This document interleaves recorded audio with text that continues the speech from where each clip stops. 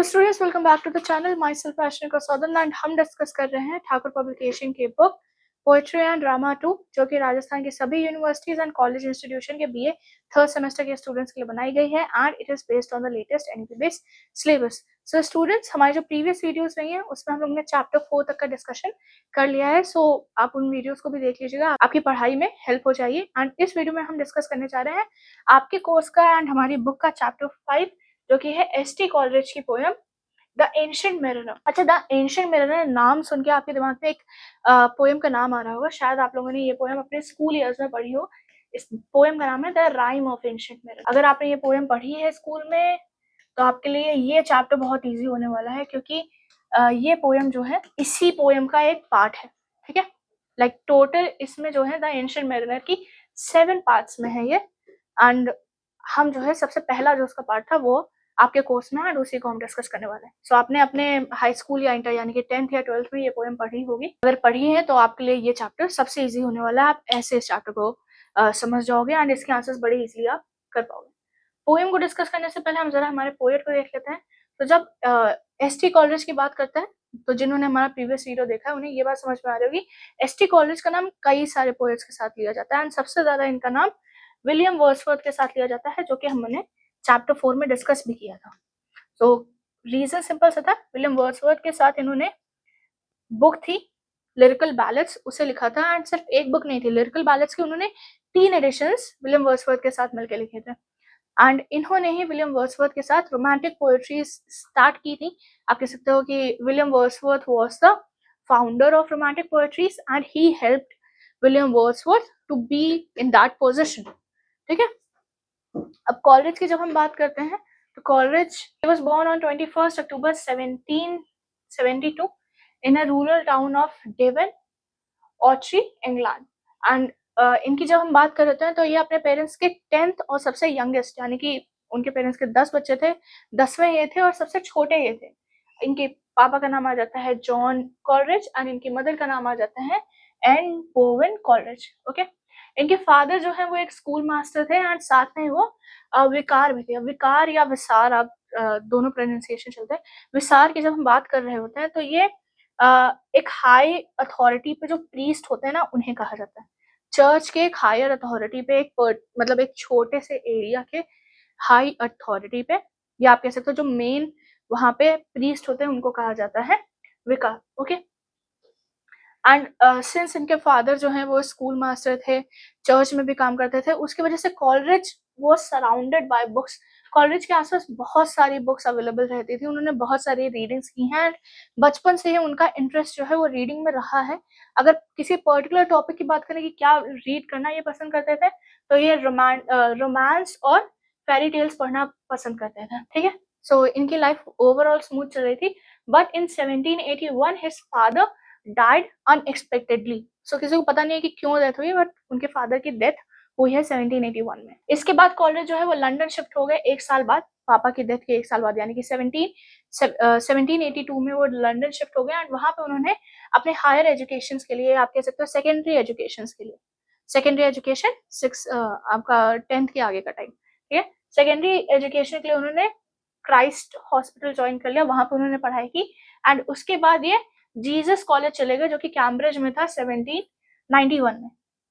1782 में इन्होंने Christ hospital join किया आगे की पढ़ाई के लिए एंड उसके बाद अपना कॉलेज इन्होंने कंटिन्यू किया 1791 में जीसस कॉलेज से। एंड इस ड्यूरेशन में जो है इनका जो इंटरेस्ट रहा है वो फिक्शन में भी रहा है, फिलोसफी में भी रहा है। He is a very good philosopher. अगर कोई फिलोसफी पढ़ रहा है तो वो एस.टी. कॉलेज के बारे में पक्का पढ़ेगा। बट हुआ क्या कि इन्होंने अपना कॉलेज की जो डिग्री थी वो पूरी कंप्लीट नहीं की। 3rd ईयर में उन्होंने अपना कॉलेज ड्रॉप कर दिया पैसों की वजह से एंड इसके बाद इन्होंने फॉल्स नेम लेके मिलिट्री ज्वाइन कर ली। ठीक है, एंड वहां पे भी ये ज्यादा समय तक रहे नहीं, मिलिट्री को इन्होंने ज्यादा टाइम तक ज्वाइन नहीं किया। ये कम से कम मतलब ज्यादा से ज्यादा 6 महीने तक मिलिट्री में रहे एंड उसके बाद सिंस इन्हें मिलिट्री में प्रॉब्लम्स हो रही थी, मिलिट्री लाइफ इज डिफिकल्ट, सो इनकी फैमिली ने इनके लिए कमीशन बुलवाया एंड उसके बाद इन्होंने मिलिट्री छोड़ के वापस कैम्ब्रिज चले गए। अब कैम्ब्रिज में 1794 में इनकी मुलाकात होती है रॉबर्ट साउथी से, ठीक है। एंड दोनों ने मिलके दोनों की फ्रेंडशिप काफ़ी अच्छी हो गई एंड उसके बाद उन्होंने प्लान बनाया एक ऐसी सोसाइटी बनाने का। सोसाइटी का नाम आप देख लीजिए, पेंटिसोक्रेसी। पेंटिसोक्रेसी क्या होती है? ये एक ऐसी सोसाइटी होती है जहाँ पे कोई भी सोशल क्लास नहीं होता, ठीक है? या आप कह सकते हो सारे सोशल क्लासेस, सारी रिस्पॉन्सिबिलिटीज जो हैं वो इक्वल होती, ठीक है? अब जैसे हमारे यहाँ है कि अलग अलग सोशल क्लासेस हैं, अपर क्लास है, लोअर क्लास है, मिडिल क्लास है। यहाँ पे ऐसा कुछ नहीं होगा। इसको एक यूटोपियन सोसाइटी कहा जाता है, जहाँ पे कोई क्लास नहीं होगा। जितने भी क्लासेस हैं, जितने भी लोग हैं, हर कोई इक्वल है, ठीक है? अब ये सोसाइटी इन्होंने कहाँ बनाने की कोशिश की? ये सोसाइटी इन्होंने बनाने की कोशिश की पेंसिल्वेनिया में, एक छोटी सी जगह है सस्क्वेहाना वैली, वहां पे इन्होंने बनाने की कोशिश की। एंड ये एक आइडियल सोसाइटी थी, ठीक है? उनके लिए एक आइडियल, ये एक यूटोपियन सोसाइटी, मैंने डेफिनेशन ही इसकी है कि ये एक यूटोपियन सोसाइटी है। यूटोपियन मतलब जहाँ पे हर चीज परफेक्ट हो, कोई भी गलत काम नहीं हो रहा, कोई भी चीज नहीं हो रही है, everything is perfect and everyone is righteous, तब यूटोपियन सोसाइटी है। अगर आप थोड़ा और डिटेल में समझना चाहते हैं तो जब हम कहते हैं ना कि राम राज्य आएगा तो चीजें अच्छी हो जाएंगी, या राम राज्य के टाइम पे,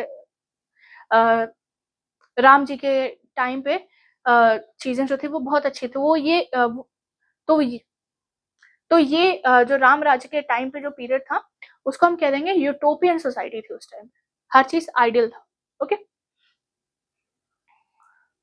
सो सिंपल सा था कि एक आइडियल सोसाइटी फॉर्म करने की कोशिश करते हैं जहाँ पे लाइफ सिंपल होगी, मॉरल लाइफ होगी एंड कॉपरेशन हर कोई होल्ड करेगा, प्रिंसिपल ऑफ जस्टिस रहेगा एंड लिबर्टी वहां पे रहेगी, ठीक है? एंड इसके चलते उन्होंने काफी सारे स्ट्रगल्स किए, कई सारे पॉलिटिकल डिस्कशंस किए एंड ये इवन जो है कई सारी चीजों में इन्वॉल्व भी रहे।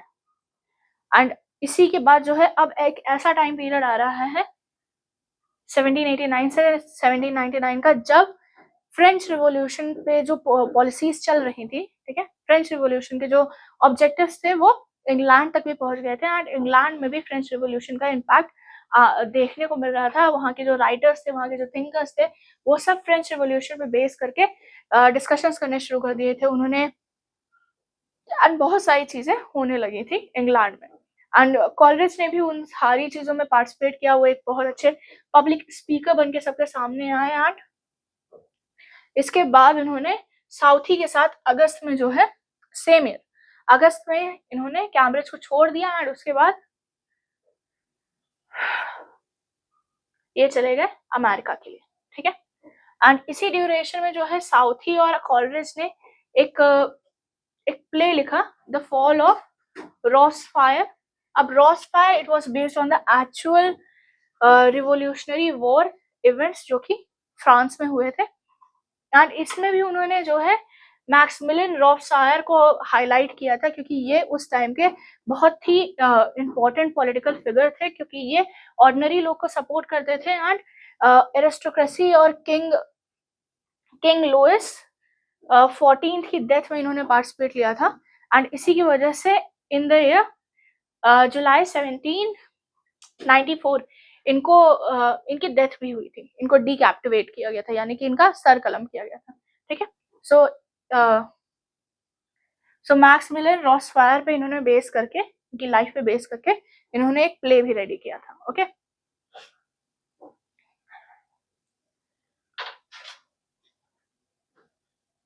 अब ये जो प्ले इन्होंने पब्लिश किया था, ये प्ले कुछ ही टाइम में, या आप कह सकते हो सेम ईयर में ही एक इंसान थे जोसेफ कॉलेट, उन्होंने परचेज भी कर लिया था एंड उन्होंने इसे सेल करना भी स्टार्ट कर दिया था, ठीक है? एंड ये जो इनका प्ले रहा ये बहुत ज़्यादा चला एंड बहुत ज़्यादा सेल हुआ एंड हर सेल के साथ जो है साउथी और कॉलरिज को हर एक प्ले की अगर एक कॉपी सेल हो रही है तो उन्हें 9 पेनीज मिलते थे, ठीक है? सो ये तो हो गई इनकी मतलब जो पॉलिटिकल लाइफ थी वो। थोड़ी सी इनकी पर्सनल लाइफ के बारे में बात करते हैं तो साउथी ने जो है वो एक लेडी थी जिनका नाम था एडिथ फ्लिकर, ठीक है?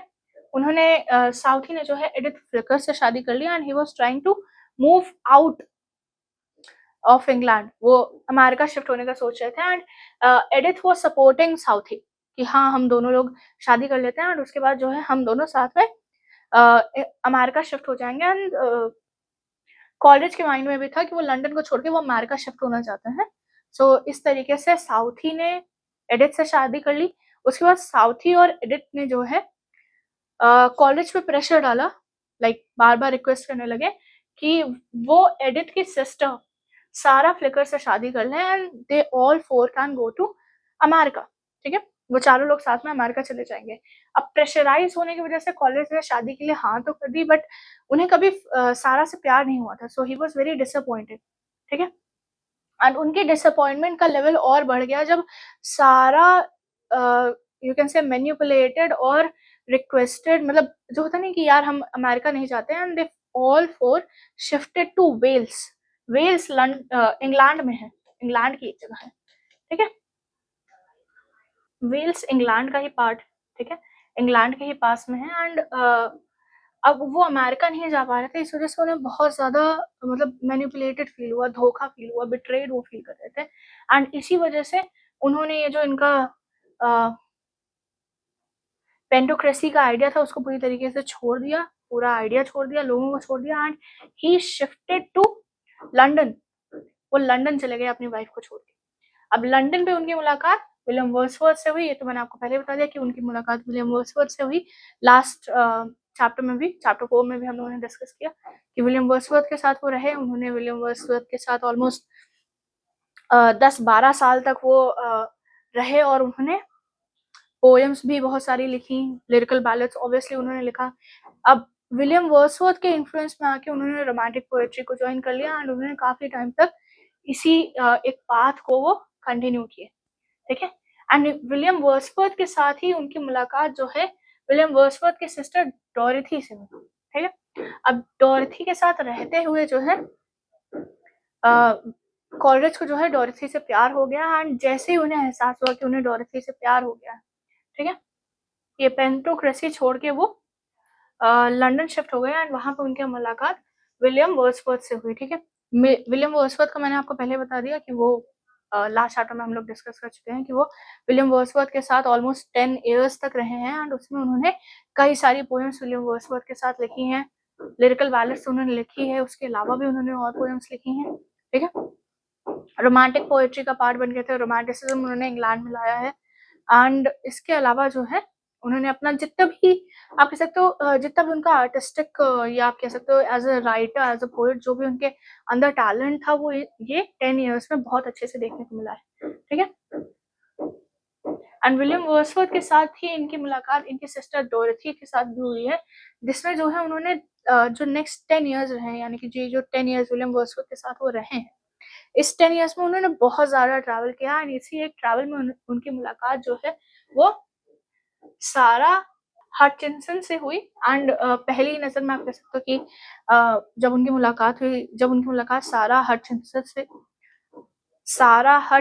से हुई, तब उन्हें एहसास हो गया कि उन्हें उनसे प्यार है, and the moment he realise कि उन्हें मिस हटचिंसन से प्यार है, उन्होंने जो उनकी वाइफ थी उन्हें तुरंत डाइवोर्स दे दिया, दोनों लोग तुरंत अलग हो गए, एंड वो सारा हटचिंसन के साथ रहने लगे। इनकी वाइफ का भी नाम सारा है, सारा फिल्चर इनकी वाइफ का नाम है, जिसे उन्होंने डिवोर्स देके सारा हटचिंसन से शादी की थी। एंड ये सारा फ्लिचर के साथ जो बच्चे थे कॉलेज के, उनको रेस जो है वो साउथ ही ने किया था। ठीक है, करियर की जब हम बात करते हैं तो मैं ऑलरेडी आपको बता चुकी हूँ कि इन्होंने लिरिकल बैलेट के 3 एडिशंस लिखे हैं। इसके अलावा जो इनकी सबसे फेमस वर्क रही है वो आ जाती है कुबाल खान।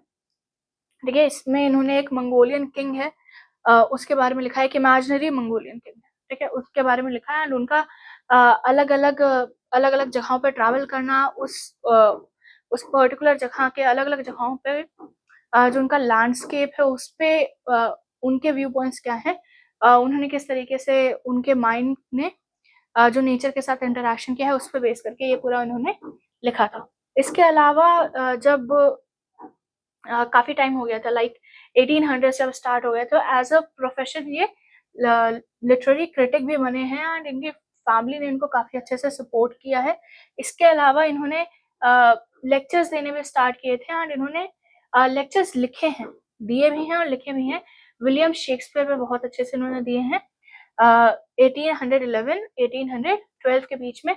एंड इनके लेक्चर्स की वजह से जो एलिजाबेथियन पोएट्रीज थी वो फिर से सबके सामने आ गई एंड सबका इंटरेस्ट जो है वो एलिजाबेथियन प्रे राइटर्स पे फिर से स्टैब्लिश हो गया। इसके अलावा इन्होंने विलियम वर्ड्सवर्थ की मतलब ये जो पोएम बुक थी इनकी लिरिकल बैलेड उसका इन्होंने प्रीफेस भी लिखा था। इसके अलावा इन्होंने जो है बायोग्राफिया लिटरेरिया भी लिखा था 1817 में। ये इनके मरने के बाद पब्लिश हुई है, ये बात आप याद रखिएगा। तो ये एक चीज हो गई। इसके बाद इन्होंने फिर से जो है अपना 1816 में इन्होंने फिर से अपनी जगह शिफ्ट किया एंड ये हाईगेट चले गए एंड वहां पे इनकी मुलाकात डॉक्टर जेम्स गिलमन से हुई, जिन्होंने इनको उस टाइम पीरियड पे इनका क्या हो गया था कि इन्हें ओपियम का नशा करने की इनको एडिक्शन हो गया था, आप कह सकते हो। ओपियम एक तरीके का आप कह सकते हो एक तरीके का ड्रग है या एक तरीके का नशा है। ओके, एंड इसकी वजह से जो है इन्होंने आगे की जो लाइफ थी उनकी वो लेक्चर्स प्रिपेयर करने में गई है, अपने ड्रग एडिक्शन को कंट्रोल करने में गई है and eventually on July 25 1834 Coleridge की डेथ हो गई थी। एंड ऐसा नहीं है कि कॉलरिज ने अपनी लाइफ में ऐसा कुछ किया नहीं है। इनकी जो पोएट्रीज थी, इनके जो लेक्चर्स थे एंड इनके जो व्यू पॉइंट्स थे, ठीक है, जो इन्होंने क्रिटिक्स लिखे थे, ठीक है, उसका इम्पैक्ट आने वाली जितनी भी जनरेशन थी सब पे पड़ा है। स्पेशली जो 19 सेंचुरी के जो आने वाले राइटर्स थे, जैसे पीबी शेली, जॉन कीट, Robert browning, Alfred Lord Tennyson, ये इन सब पे जो है इनका इम्पैक्ट रहा है। रोमांटिक मूवमेंट पे इनका इम्पैक्ट रहा है। विलियम वर्ड्सवर्थ की लाइफ में तो इनका काफी इम्पोर्टेंस रहा ही है। इवन विलियम वर्ड्सवर्थ जब उनकी डेथ हो गई थी तो विलियम वर्ड्सवर्थ की जो वाइफ थी उन्होंने एक बुक भी पब्लिश की थी जिस पे था कि लेटर टू कॉलरिज, ठीक है। तो आप इससे अंदाजा लगा सकते हैं कि कॉलरिज अपने टाइम पे जो है वो कितने ज्यादा इम्पोर्टेंट राइटर रहे हैं। ओके, सो ये थे हमारे पोएम। अब हम चलते हैं हमारे पोएम पे एंड पोएम के मेन एक्सप्लेनेशन पे चलने से पहले कुछ इंपॉर्टेंट पॉइंट्स देख लेते हैं। तो ये जो पार्ट 1 है इसमें टोटल अगर हम स्टैंजास की बात करते हैं तो टोटल स्टैंजास जो है वो 20 स्टैंजास है, ठीक है। पोएम किस टाइप की है, तो ये एक नरेटिव पोएट्री, ठीक है, मतलब कन्वर्सेशन हो रहा है, एक तरीके से वो नरेट कर रहे हैं अपनी स्टोरी को एंड उसी को इन्होंने पोएट्री फॉर्मेशन में नरेट किया है, ठीक है। स्टैंजा की स्ट्रक्चर की बात करें तो लाइंस जो हैं वो या तो 4 लाइन का सेट बन रहा है या तो 6 लाइन का सेट बन रहा है, ठीक है। तो अगर 4 लाइन का सेट बन रहा है तो उसको एक क्वाड्रेंट कहते हैं, ठीक है। एंड अगर 6 लाइंस का सेट बन रहा है तो उसको हम लोग 6 सेट कहते हैं, ठीक है। एंड अगर हम इसके राइमिंग स्कीम की बात करने की कोशिश करते हैं, नॉर्मली तो मैंने आप लोगों को कह दिया है कि आप लोग राइमिंग स्कीम कमेंट्स में बताइए, बट इसका मैं आप लोगों को बता दे रही हूँ क्योंकि ये जो 2 लाइंस है ना, दोनों लाइंस का 2 अलग अलग लाइन राइमिंग स्कीम है। लाइक इसकी राइमिंग स्कीम आ जाती है ABCA, ठीक है। एंड वहीं पे जब हम 6 लाइन के सेट की बात कर रहे होते हैं, ठीक है, तो उसकी राइमिंग स्कीम आ जाती है ABBCDC, ठीक है। फिर से देख लीजिए, 20 स्टैंजास हैं, नरेटिव पोएम है। स्टैंजास जो है या तो 4 लाइन का सेट बन रहा है या तो 6 लाइन का सेट बन रहा है, ठीक है। 4 लाइन का जो सेट बन रहा है उसकी राइमिंग स्कीम हो जाएगी ABCA एंड 6 लाइन का जो सेट बनेगा उसकी राइमिंग स्कीम हो जाएगी ABBCDC, ठीक है। सो ये तो बात हो गई हमारी मेन मतलब जो स्ट्रक्चर है पोएम का उसकी, ठीक है। अब इसमें जो है अगर हम बात करते हैं तो इसमें 2 मेन कैरेक्टर्स हैं। फर्स्ट इज एंशिएंट मेरिनर, ठीक है। फर्स्ट कैरेक्टर जो है वो हो जाता है हमारा मेरिनर या एंशिएंट मेरिनर। एंशिएंट मतलब हो रहा है कि ओल्ड मेरिनर है, बूढ़ा हो चुका है अपनी लाइफ से, ठीक है, ओल्ड है ये, ठीक। एंड दूसरा आ जाता है हमारा guest, and to be exact wedding guest. ये बंदा जो है शादी में जा रहा होता है एंड ओल्ड मेरिनर उसे रोक देता है एंड वो कहता है कि आप मेरी स्टोरी सुनिए, ठीक है। सो ओवरऑल दोनों के बीच में इंटरेक्शन हो रहा है और कोई थर्ड पर्सन नहीं है। ओल्ड मेरिनर वो वेडिंग गेस्ट एक जगह जा रहा होता है, वो वहां पे उसे रोकता है। एक वेडिंग में जा रहा होता है, जगह में क्या, एक वेडिंग में जा रहा होता है, वहां पे वो वेडिंग गेस्ट को रोकता है एंड वो उससे कहता है कि मैं आपको स्टोरी सुनाना चाहता हूँ, ठीक है।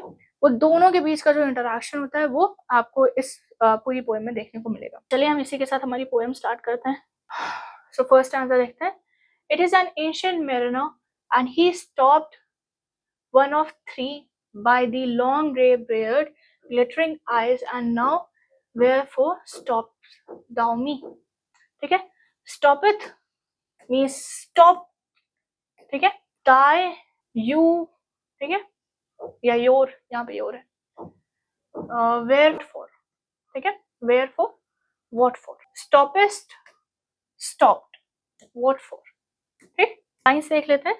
तो सिंपल सा है कि एक एंशिएंट मैरिनर था, ठीक है, एक एंशिएंट मैरिनर था जो कि 3 लोग जा रहे थे, उसने उनमें से एक को रोका था, ठीक। कैसे रोका था? उसकी लॉन्ग ग्रे बियर्ड और उसकी ग्लिटरिंग आईज से, मतलब जिस तरीके से वो दिख रहा था, जिस तरीके से उसकी आंखें चमक रही थी, उससे 3 आदमियों से एक आदमी ने जो है उस एंशिएंट मैरिनर को देखा एंड उसके बाद जो है वो रुक गया, ठीक है।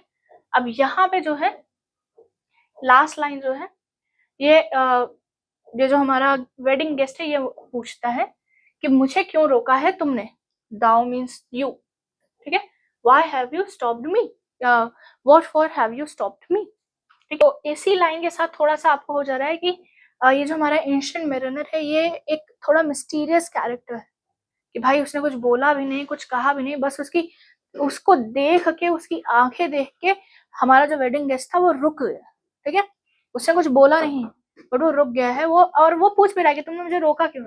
भाई एंशिएंट मैरिनर तो कुछ बोला ही नहीं, तो तुम खुद से रुक गए हो, तुम खुद से बात कर रहे हो। तो ये था हमारा फर्स्ट स्टैंजा। नेक्स्ट स्टैंजा पे चलता है। सेकंड स्टैंजा है The bridegroom's door are open wide and I am next of kin. The guests are met and the feast is set. May hear the merry dip. अब आगे के lines में ये जो है ये वेडिंग गेस्ट ही कह रहे हैं, ठीक है। कौन कह रहा है? ये वेडिंग गेस्ट कह रहे हैं। किससे कह रहे हैं? एंशिएंट मैरिनर से वो कह रहे हैं, ठीक है। Wedding guest is saying to ancient mariner, okay. Ancient mariner की जगह मैं सीधा सीधा एम लिख दूं, समझ जाओगे बात एंशिएंट मैरिनर की हो रही है। तो क्या कह रहे हैं? जो हमारे वेडिंग गेस्ट है वो कह रहे हैं, अरे ग्रूम की शादी, मतलब लड़के वाले की शादी है, लड़के की शादी है एंड दरवाजा पूरी तरीके से खुला हुआ है और मैं क्या हूँ? मैं उसका नेक्स्ट टू किन हूँ। किन मतलब होता है रिश्तेदार, रिलेटिव, ठीक है। नेक्स्ट टू मतलब बहुत क्लोज रिलेशन है। मैं जैसे अगर मेरे कोई भाई है, मेरे बड़े पापा का बेटा है, ठीक है, तो मेरा नेक्स्ट टू किन हो गया।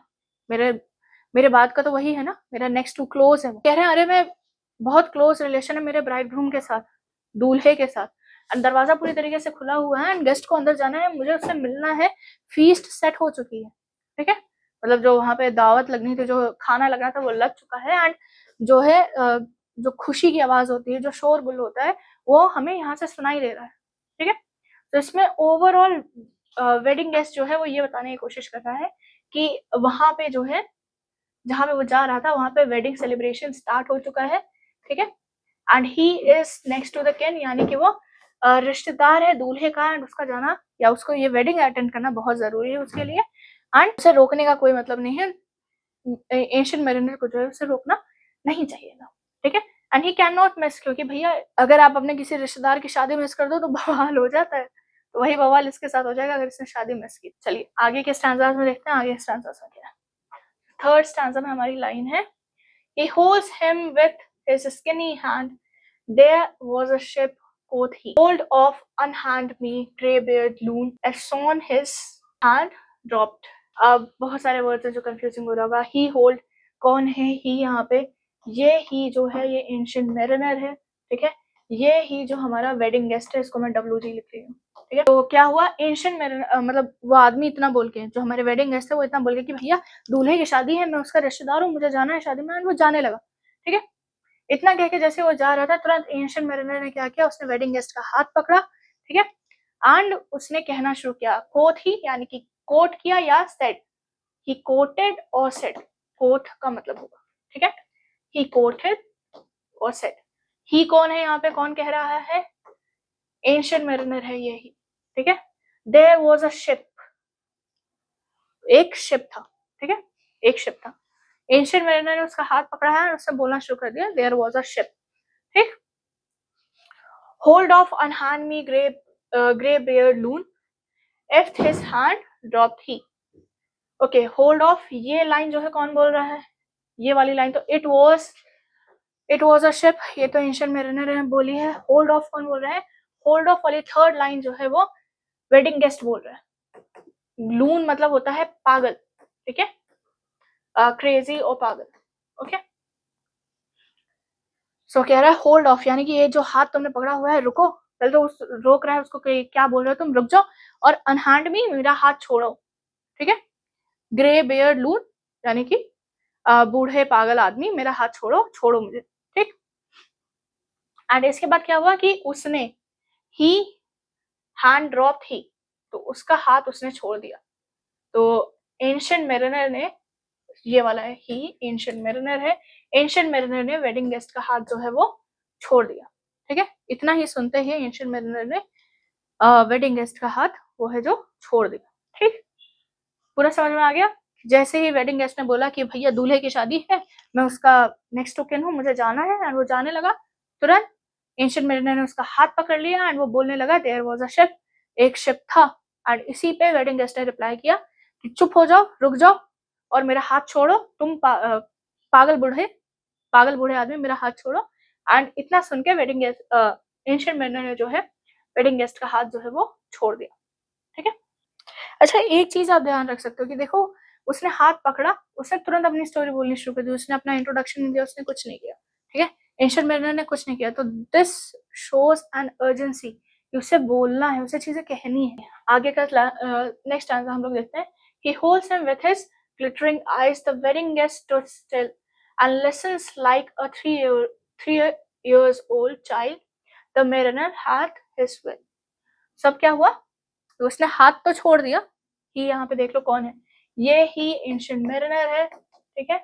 वेडिंग गेस्ट के बारे में तो हो गया, हिज विल, मेरिनर की विश, ठीक। तो एंशिएंट मेरिनर ने उस आदमी का हाथ तो छोड़ दिया, बट वो जो ग्लिटरिंग आईज, चमकती हुई आंखों से वो उसके पास गया था ना, उसी चमकती हुई आंखों की वजह से वो वहां पे खड़ा रह गया, ठीक है।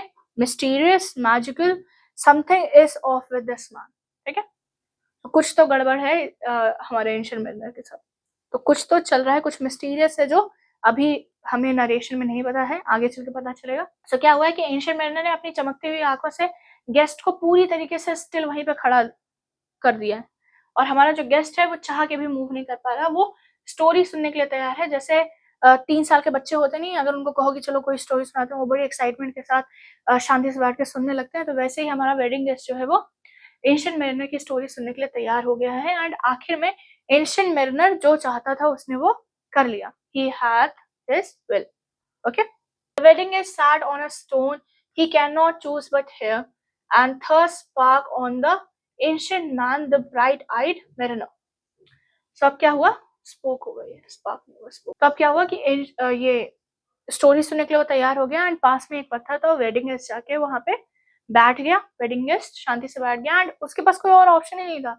सो एंशिएंट मेरिनर ने जो है वो हमारे वेडिंग गेस्ट को इतना ज्यादा हिप्नोटाइज कर लिया कि वो शांति से उनकी कहानी सुनने के लिए बैठ गया है। एंड अब इसी के साथ जो एंशिएंट मैन, हमारा जो ब्राइट आइड मेरिनर है, हमारे जो एंशिएंट मेरिनर है, उन्होंने अपनी कहानी बोलना शुरू किया। तो इस स्टैंजा में बस इतना ही आपको बोला गया है।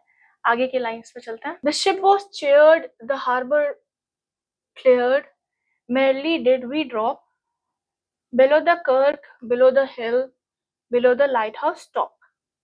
So अब उन्होंने अपनी स्टोरी बोलनी शुरू कर दी। एक लाइन तो उन्होंने बोल दी थी, देयर वाज अ शिप, ठीक है।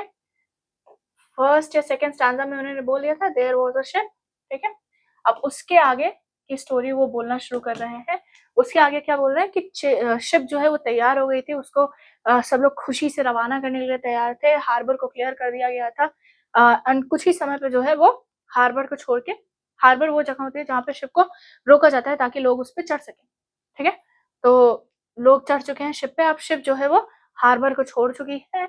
उसने अब यहाँ पे जो है वो डिस्क्रिप्शन धीरे धीरे दे रहे हैं कि वो धीरे धीरे करके हर चीज से दूर जाती जा रही है। जिनको जाना था हर किसी ने खुशी खुशी शिप को रवाना कर दिया है। हम जितने लैंड थे हम उनसे दूर हो गए, हिल्स थे हम उससे दूर हो गए, जो लाइट हाउस था, मतलब धीरे धीरे जो है वो सेल करना शुरू कर दिए, धीरे धीरे वो मेन लैंड से दूर होते हुए अपनी डेस्टिनेशन की तरफ जा रही है, ठीक है। एंड दिस एक्चुअली शोज की जो स्टार्टिंग थी मेरिनर की स्टोरी की, वो एक हैप्पी स्टार्टिंग थी कि हर कोई खुशी से शिप को रवाना कर रहा है। आगे के स्टैंजा पे चलते हैं। तो नेक्स्ट स्टैंजा आ जाता है, The sun came up upon the left, out of the sea came he, and he shone bright on the right, went down into the sea. अब इसमें वो कोडेड वे में जो है डायरेक्शन बताने की कोशिश कर रहे हैं कि किस डायरेक्शन में ये जा रहे थे, ठीक है। सो जरा सा आप लाइन समझिए, ही यहाँ पे सन ही है, ठीक है। वो कह रहे हैं जो इनका सन, वो सन जो है वो राइस उगता जो था वो लेफ्ट साइड से उगता था, एंड राइट साइड में जो है वो ढल जाता था, सेट हो जाता था, ठीक है। फिर से लाइन देखिए, the sun came up to the left, यानी कि वो लेफ्ट से राइज करता था, उगता था, ठीक है। आउट ऑफ द सी केम ही, मतलब वो, अगर आप समुद्र में हो तो जब सन निकलेगा तो समुद्र के दूसरे छोर से ही तो निकलेगा, ऐसा लगेगा कि समुद्र से ही निकल रहा है। तो वही चीज वो बोल रहे हैं कि वो समुद्र से निकलता हुआ आ रहा था।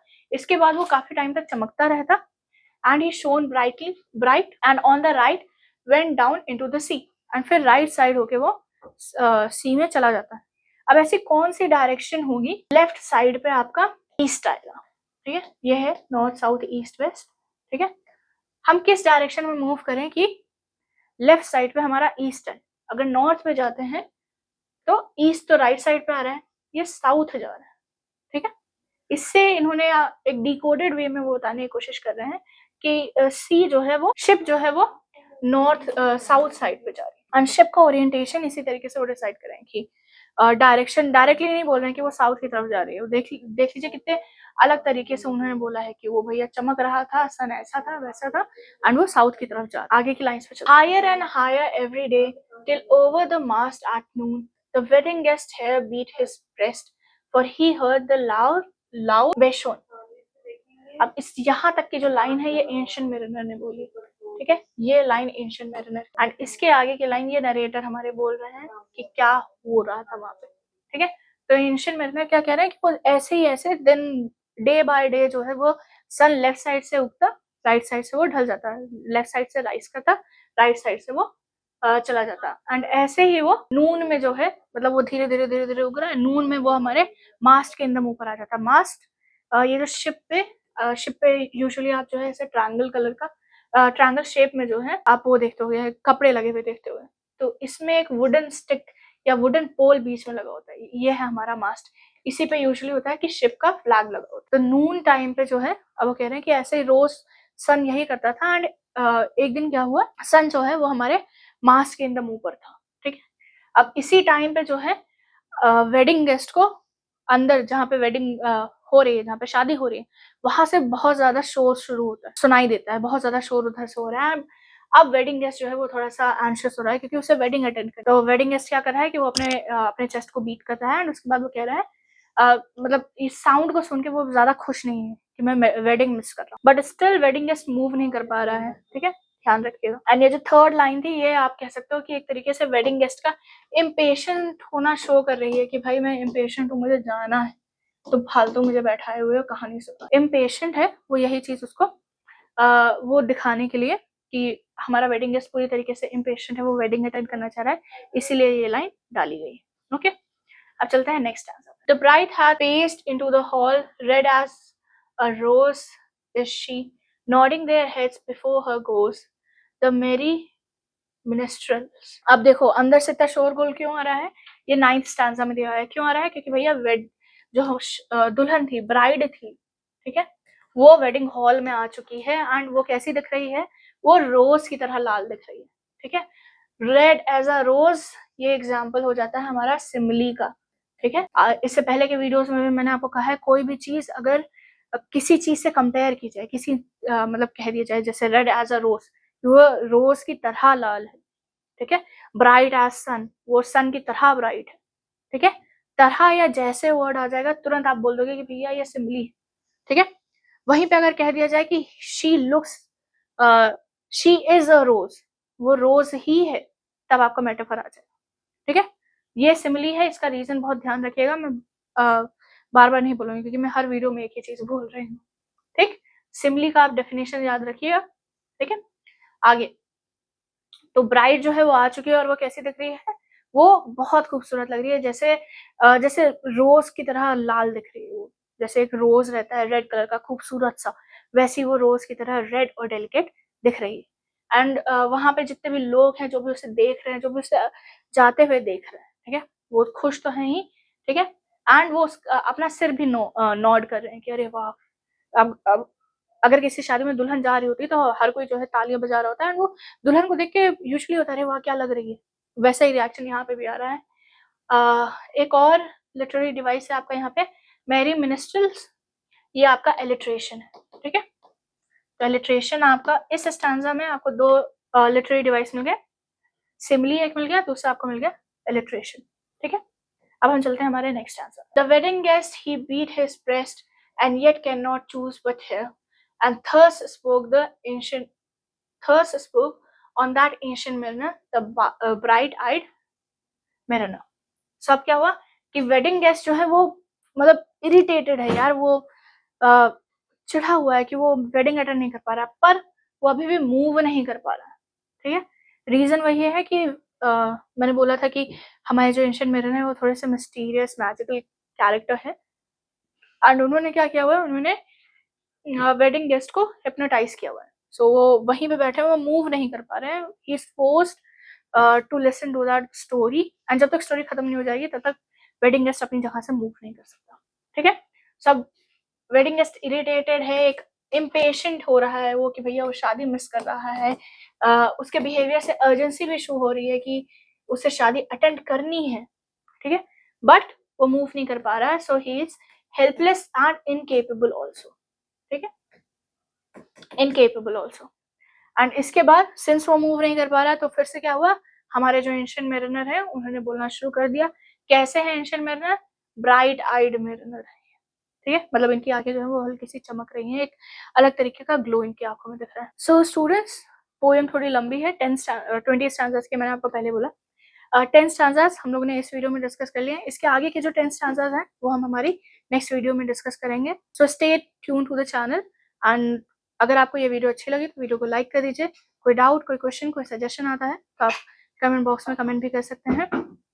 चैनल को सब्सक्राइब कर लीजिएगा, क्योंकि ऐसा कंटेंट, ऐसे एक्सप्लेनेशंस, ऐसे वीडियोस आपको आगे और हमारे चैनल पे मिलते रहेंगे। ये बुक जो मैं डिस्कस कर रही हूँ, अगर आप ये बुक परचेज करना चाहते हैं तो ये बुक आप हमारी ऑफिशियल वेबसाइट से, अमेजोन से, फ्लिपकार्ट से परचेज कर सकते हैं। इसके अलावा अगर आपको इसका ई बुक वर्जन या पीडीएफ वर्जन चाहिए अपने फ़ोन या अपने किसी मोबाइल डिवाइस पे पढ़ने के लिए, तो आप उसे गूगल प्ले बुक से डाउनलोड कर सकते हैं।